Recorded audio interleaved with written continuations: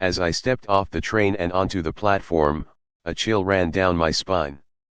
It had been 15 years since I'd last set foot in Ravenswood University, where I spent 4 formative years studying literature.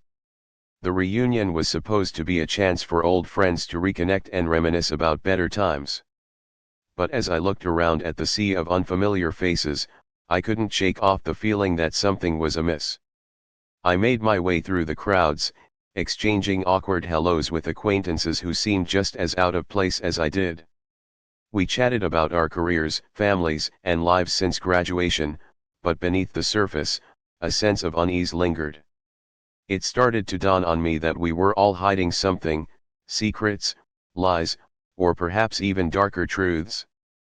The more I listened, the more I realized that some people had been holding onto grudges for far too long.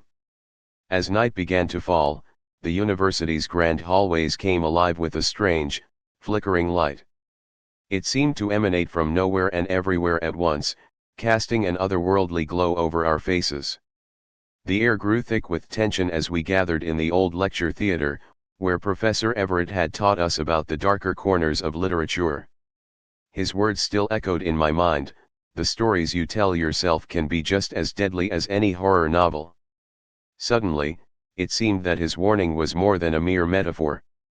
As I looked around at my former classmates, their eyes took on an unsettling sheen, a mixture of nostalgia and malevolence. It dawned on me then that we had all been drawn back to Ravenswood for reasons far from pleasant.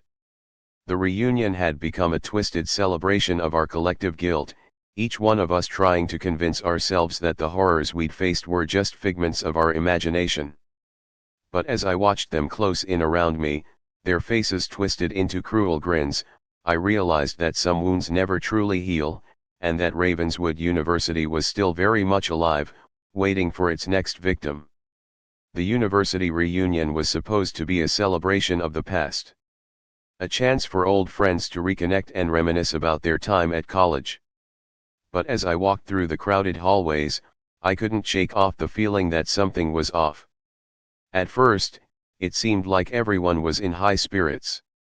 Laughter echoed through the corridors, and people were chatting excitedly about old times. However, as I made my way to the reception area, I noticed a peculiar trend. Many of our classmates had changed their names on their ID badges. Some even went so far as to change their majors or fields of study altogether. I tried to brush it off as mere coincidence, but then I stumbled upon an old friend who seemed different. His eyes were sunken, and his smile was forced.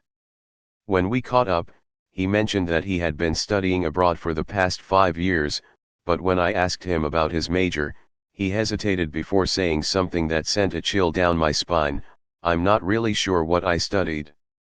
As I continued to mingle with our classmates, I began to notice more and more strange occurrences. People were acting out of character, and some even seemed to be watching me.